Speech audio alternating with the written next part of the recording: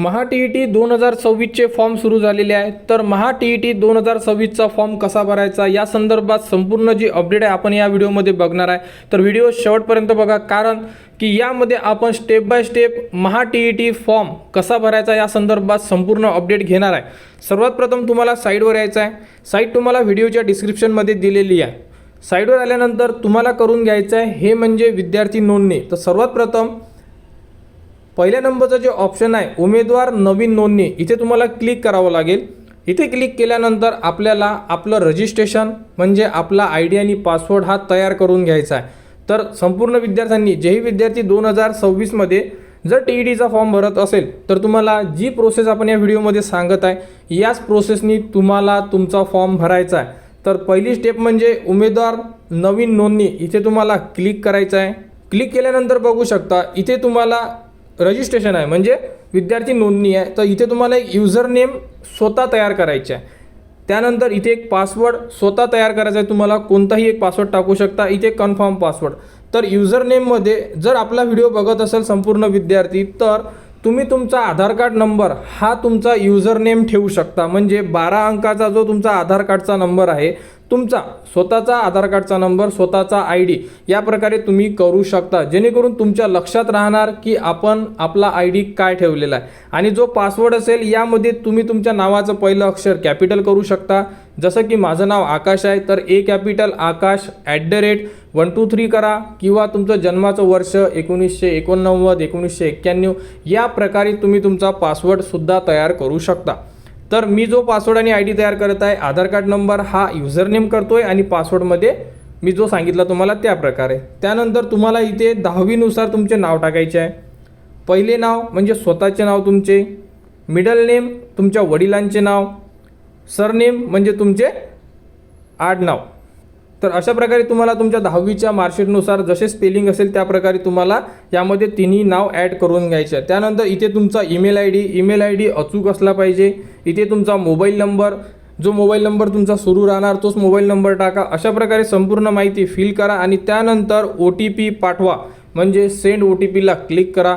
तुमच्या मोबाईल नंबरवर एक OTP येणार, तो OTP आपल्याला यामध्ये टाकून आपलं जे रजिस्ट्रेशन आहे पहिली स्टेप ही कंप्लीट करायची आहे। OTP सेंड झाल्यानंतर तुम्हाला तुमची संपूर्ण इन्फॉर्मेशन दिसून पडेल। तुमचा जो मोबाईल नंबर आहे त्यावरती एक OTP आलेला आहे, तो OTP तुम्हाला इथे इन्सर्ट करून घ्यायचा आणि सबमिट करायचा आहे। सबमिट केल्यानंतर तुमचा ID आणि पासवर्ड हा रेडी होऊन जाणार तुमच्या स्क्रीनवर, म्हणजे ज्यावरही तुम्ही फॉर्म भरत असाल तुमच्या स्क्रीनवर तुमचा ID पासवर्ड संपूर्ण डिटेल्स तुम्हाला दिसून पडेल। बघू शकता यामध्ये तुमचा user name, password, candidate name, email ID, mobile number संपूर्ण डिटेल्स तुमच्या समोर दिसत असेल। या प्रकारे तुमचं पहिलं रजिस्ट्रेशन हे कंप्लीट झालेलं आहे। तर आता तुम्ही जो ID आहे तुमचा युजर नेम हा ID असणार आहे आणि जो तुम्ही पासवर्ड सेट केलेला आहे तो पासवर्ड। तर या ID आणि पासवर्डनी तुम्हाला करून घ्यायचा आहे सर्वात प्रथम लॉग इन। उमेदवार लॉग इनमध्ये तुमचा युजर नेम जो आपण आता सेट केलेला आहे, पासवर्ड जो तुम्ही सेट केलेला आहे, ID टाका, पासवर्ड टाका, हा कॅप्चा इथे इन्सर्ट करा आणि लॉग इन करा, म्हणजे आपण आपल्या प्रोफाईलमध्ये इन्सर्ट होणार। आणि आता आपण भरणार तो म्हणजे आपला महा TET 2026चा फॉर्म। लॉग इन केल्यानंतर तुम्हाला अशा प्रकारे संपूर्ण ऑप्शन दिसून पडेल। तर पहिली स्टेप आहे म्हणजे अर्जावरील माहिती भरा, तर इथे तुम्हाला क्लिक करून घ्यायचं आहे। इथे क्लिक केल्यानंतर आपल्याला आपला जो फॉर्म आहे संपूर्ण फॉर्म फिलअप करून घ्यायचा आहे। तर अर्जावरील माहिती भरा या ऑप्शनला क्लिक करा। क्लिक केल्यानंतर बघू शकता तुमचे नाव, first name, middle name, last name तुम्हाला दिसत आहे। इथे तुम्हाला तुमच्या आईचे नाव, मदर नेम टाका। तुमच्या नावामध्ये बदल असेल तर इथे येस करून जेही नाव असेल ते नाव तुम्हाला टाकता येणार आहे। जर बदल नसेल तर इथे तुम्ही नो करा। इथे तुमची ईमेल ID, मोबाईल नंबर दिसत आहे। इथे डेट ऑफ बर्थ म्हणजे तुमची जन्मतारीख टाका। इथे आधार कार्ड नंबर टाका। इथे मेल आहे फिमेल आहे म्हणजे जेंडर सिलेक्ट करा। इथे इम्पॉर्टंट, इथे तुम्हाला तुमची कास्ट सिलेक्ट करायची आहे, SC ST OBC VJ जेही तुमची कास्ट असेल ती कास्ट तुम्हाला इथून सिलेक्ट करून घ्यायची। यामध्ये संपूर्ण ऑप्शन दिलेले आहे। त्यानंतर कास्ट सर्टिफिकेटचा नंबर आणि डेट या संपूर्ण जीही अपडेट आहे तुमच्या कास्ट सर्टिफिकेटनुसार आपल्याला माहिती फिलअप करून घ्यायची आहे। त्यानंतर बघू शकता तुमची जी कास्ट आहे तुम्ही इथे इन्सर्ट करा, SC ST OBC, caste certificate number टाका आणि कास्ट सर्टिफिकेट कोणत्या तारखेला काढलेली आहे ही डेट तुमच्या कास्ट सर्टिफिकेटवर दिलेली आहे, इश्यू डेट म्हणून ती डेट टाका। आता तुम्ही म्हणसाल की सर कास्ट सर्टिफिकेट नंबर कोणता, तर या व्हिडिओच्या डिस्क्रिप्शनमध्ये documents number, caste certificate, non creamy layer, income certificate number कसा शोधायचा एक व्हिडिओ दिलेला आहे. तो व्हिडिओ तुम्ही 2 ते 3 मिनिटं बघून घ्या, तुमचे संपूर्ण डाऊट्स क्लिअर होऊन जाणार. त्याप्रकारे तुम्ही तुमच्या डॉक्युमेंटचे नंबर यामध्ये डायरेक्टली टाकू शकता आणि अशा प्रकारे संपूर्ण माहिती फिलअप करा. माहिती भरल्यानंतर तुम्हाला सेव्ह आणि नेक्स्ट करून घ्यायचं आहे. त्यानंतर बघा, तुम्हाला परमनंट ॲड्रेस आणि करस्पॉन्ड ॲड्रेस अशा प्रकारे 2 ॲड्रेस यामध्ये इन्सर्ट करायचे आहेत. जर वेगवेगळा असेल तर तुम्ही दोन्ही ठिकाणाहून वेगवेगळा ॲड्रेस टाकू शकता आणि जर दोन्ही ॲड्रेस तुमचा सेम असेल तर परमनंट ॲड्रेस तुम्ही संपूर्ण माहिती फिलअप करून घ्या. इथे एक चेकबॉक्स दिलेला आहे, बघू शकता तुम्ही. या चेकबॉक्सला जर क्लिक केलं तर हा ॲड्रेस ॲटोमॅटिक इकडे येऊन जाणार. तुम्ही तुमच्या आधार कार्डवरचा ॲड्रेससुद्धा टाकू शकता. इथे परमनंट ॲड्रेस पूर्ण माहिती भरा. इथे व्हिलेज, गावाचे नाव, डिस्ट्रिक्ट, तालुका, इथे स्टेट महाराष्ट्र, पिनकोड प्रकारे माहिती भरा आणि जर हा ॲड्रेस सेम असेल तर इथे चेकबॉक्सला क्लिक करा. दोन्ही याच्यामध्ये सेम ॲड्रेस येऊन जाणार आणि त्यानंतर सेव्ह अँड नेक्स्टला क्लिक करा. त्यानंतर इम्पॉर्टंट माहिती ती म्हणजे एज्युकेशन इन्फॉर्मेशन. बघा, इथे 10वी आणि 12वीची इन्फॉर्मेशन टाकायची आहे तुम्हाला. इथे प्रमाणपत्र क्रमांक, तुमच्याकडे 10वीचं बोर्ड सर्टिफिकेट असेल तर इथे जे सर्टिफिकेट आहे तो सर्टिफिकेट नंबर तुम्हाला इन्सर्ट करायचा आहे. त्यानंतर इथे तुमचा बैठक क्रमांक म्हणजे तुमचा रोल नंबर 10वीचा. इथे तुमचा बोर्ड होती की युनिव्हर्सिटी, म्हणजे जर महाराष्ट्र बोर्ड असेल तर महाराष्ट्र स्टेट बोर्ड तुम्ही लिहू शकता. CBSE बोर्ड असेल तर CBSE लिहू शकता. पासिंग मंथ आणि इयर इथे तुम्हाला टाकायचं आहे. ऑप्टेन मार्क्स, किती मार्क्स मिळालेले आहे आणि एकूण मार्क्स म्हणजे कितीपैकी, जर 650 पैकी 504 वगैरे मिळाले अशा प्रकारे तुम्ही लिहा. इथे 550 आणि इथे जे मार्क्स मिळाले आहेत ते मार्क्स तुम्हाला इथे लिहून घ्यायचे आहे. त्यानंतर बघा, 12वी केलेली आहे असेल तर तुम्हाला इथे क्लिक करायचं आहे. कोणते विद्यार्थी डिप्लोमा वगैरे करतात त्यामुळे म्हटलेलं आहे. 12वी केली असेल तर इथे चेकबॉक्सला क्लिक करा. सेम प्रमाणपत्र क्रमांक जे तुमच्या बोर्ड सर्टिफिकेटवर दिलेला आहे. इथे बैठक क्रमांक, इथे तुमचा बोर्ड, इथे पासिंग मंथ आणि इयर, इथे किती मार्क्स मिळालेले आहे आणि किती पैकी मिळालेले आहे अशा प्रकारे तुम्हाला माहिती फिलअप करून घ्यायची आहे. तर ही 10वी आणि 12वी दोन्ही इन्फॉर्मेशन व्यवस्थित टाका. प्रमाणपत्र क्रमांक वगैरे माहिती नसेल तर मी आताच सांगितलेलं आहे की या व्हिडिओच्या डिस्क्रिप्शनमध्ये एक लिंक केलेला व्हिडिओ आहे, तो व्हिडिओ बघा. त्यामध्ये तुम्ही सर्टिफिकेट नंबर कोणता असते, रोल नंबर कोणता असतो, या प्रकारे संपूर्ण माहिती दिलेली आहे. तो व्हिडिओ बघून, कारण की आपल्याला अजूनसुद्धा डिग्री, डिप्लोमा संपूर्ण माहिती फिलअप करून घ्यायची आहे, त्यामुळे अशा प्रकारे तुम्हाला सर्टिफिकेट नंबर वगैरे एकदा चेक करून घ्यायचे आहे. तर 10वी आणि 12वीची इन्फॉर्मेशन सेव्ह झाल्यानंतर आपल्याला थोडं खाली आल्यानंतर तुम्हाला ग्रॅज्युएशन आणि पोस्ट ग्रॅज्युएशनबद्दल इन्फॉर्मेशन द्यायची आहे. बघू शकता, ग्रॅज्युएशन, पोस्ट ग्रॅज्युएशन.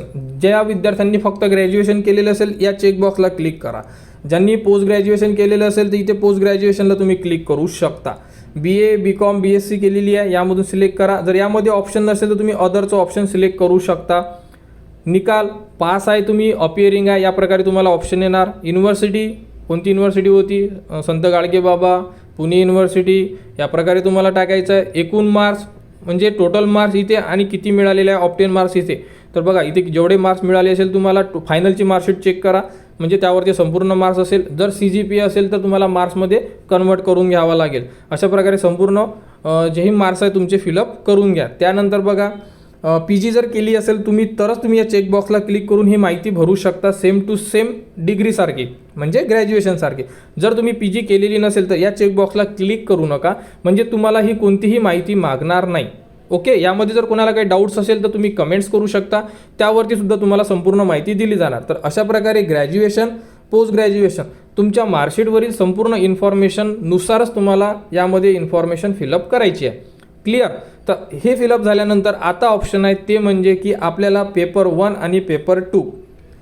जर तुम्ही डिप्लोमा केलेला असेल म्हणजे D.Ed, DTEd या प्रकारे जर तुम्ही केलेला असेल तर तुम्हाला इथे व्यावसायिक पदविका एक ऑप्शन दिलेला आहे 1 नंबरचं. इथे तुम्हाला क्लिक करायचं आणि D.Ed, DTEd वगैरेची संपूर्ण माहिती फिलअप करायची. तर कशा प्रकारे हे सुद्धा आपण बघणार आहे.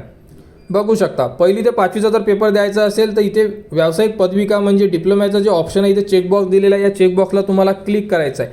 क्लिक केल्यानंतर आपल्याला बघा इथे तुमचा डिप्लोमा कोणता आहे, त्यानंतर इथे तुमचा रिझल्ट पास आहे, अपिअरिंग आहे, अपिअरिंगवाले विद्यार्थीसुद्धा भरू शकतात.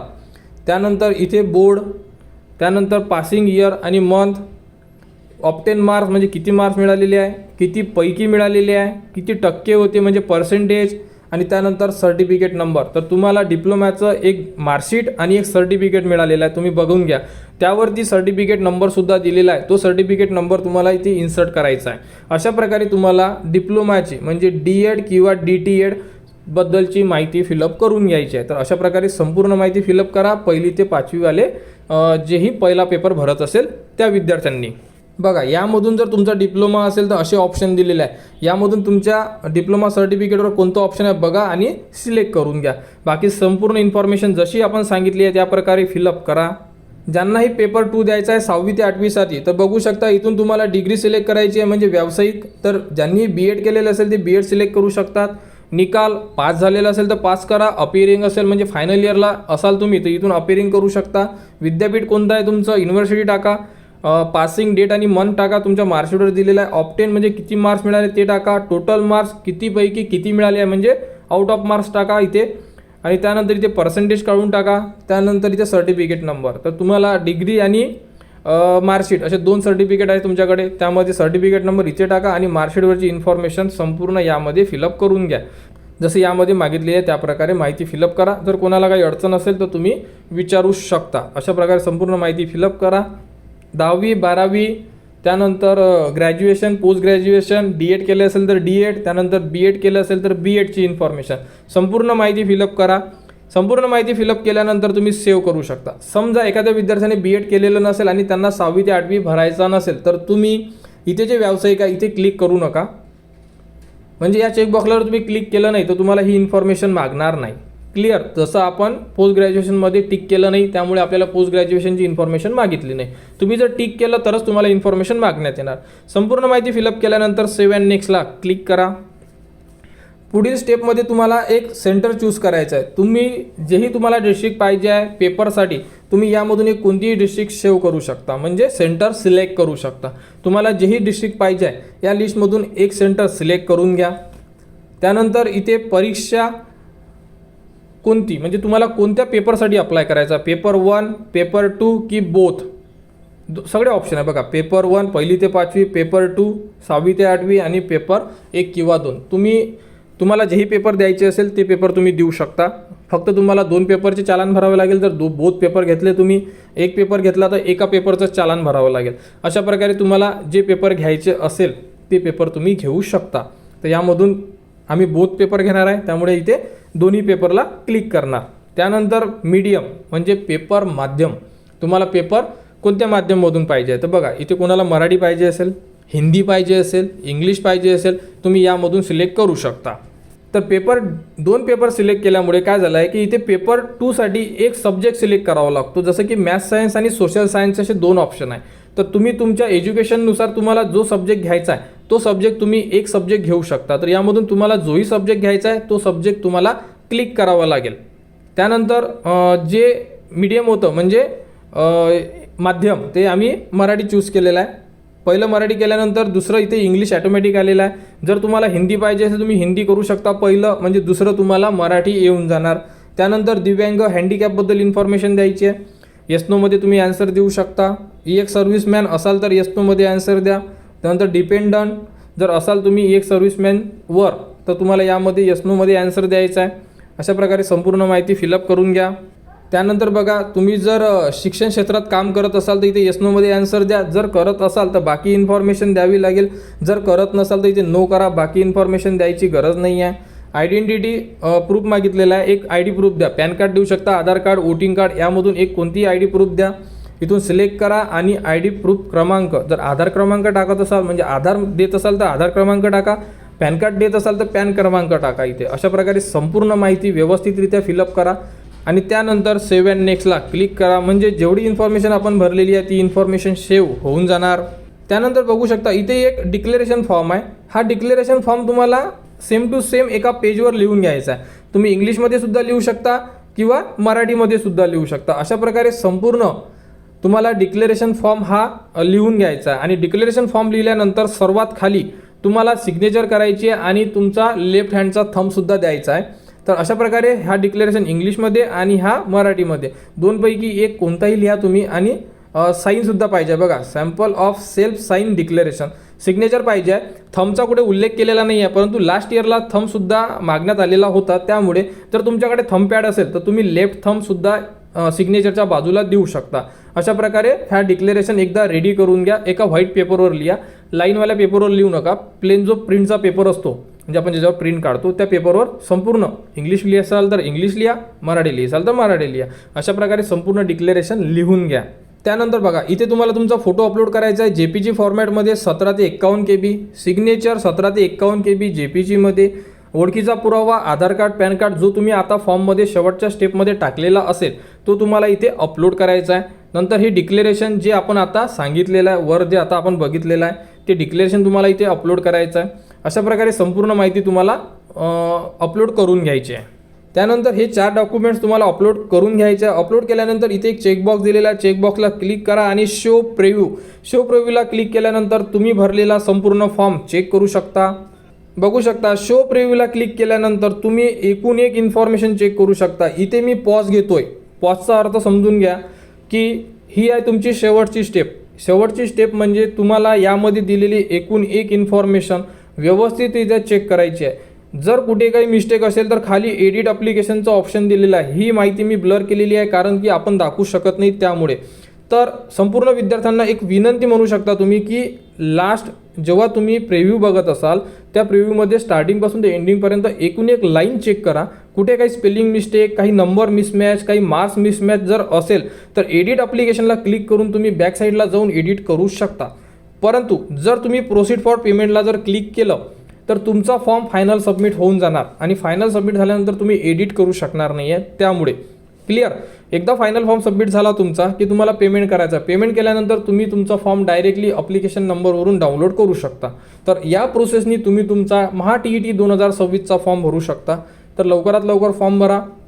TETबद्दल संपूर्ण अपडेट तुम्हाला वेळोवेळी आपल्या चॅनलवर देणे सुरू आहे आणि या प्रोसेसनी तुम्ही तुमचा फॉर्म भरू शकता. तर फॉर्म भरा. कोणाला कुठे अडचण असेल तर तुम्ही कमेंट्स करू शकता. कमेंट्सवर सुद्धा तुम्हाला संपूर्ण माहिती दिली जाणार. तर TET 2026च्या पुढील अपडेटसाठी आपल्या चॅनलच्या कनेक्टमध्ये राहा. चॅनलला सबस्क्राईब करा व हा व्हिडिओ इतरांपर्यंत शेअर करा.